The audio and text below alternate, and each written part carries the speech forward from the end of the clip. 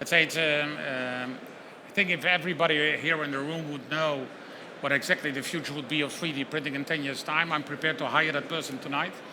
Um, what you see in all the scenarios that there's still a huge variety. Now, I think if you look where 3D printing is becoming from is primarily also in spare parts. And spare parts business is a very important business because there's a lot of customer relationship involved in if you have a helicopter broken down and it's only spare part you're missing to have that broken product being replaced as quickly as possible.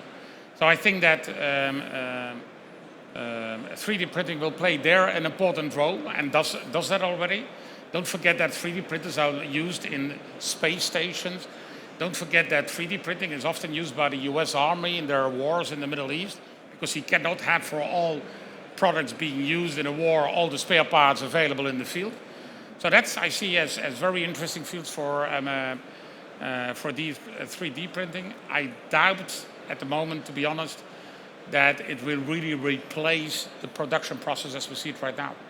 Yeah, so we saw that more recently, and we were a little bit surprised, man, to see this robotics coming so quickly, especially in Central Europe. We were just anticipating that in a very expensive places like Germany, that would make sense immediately. And so, for example, we did recently 3 Amazon fulfillment centers in Central Europe, and our initial understanding that was simply because the labor cost was so cheap. In reality, what we see in this building, that you see already robotics in those buildings.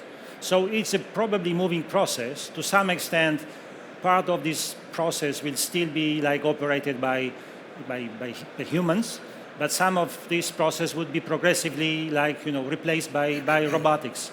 It's probably because construction of new space is still a challenge, and also available workers are just limited. If you want to be so close to Germany, one day you will have a barrier of a quantum.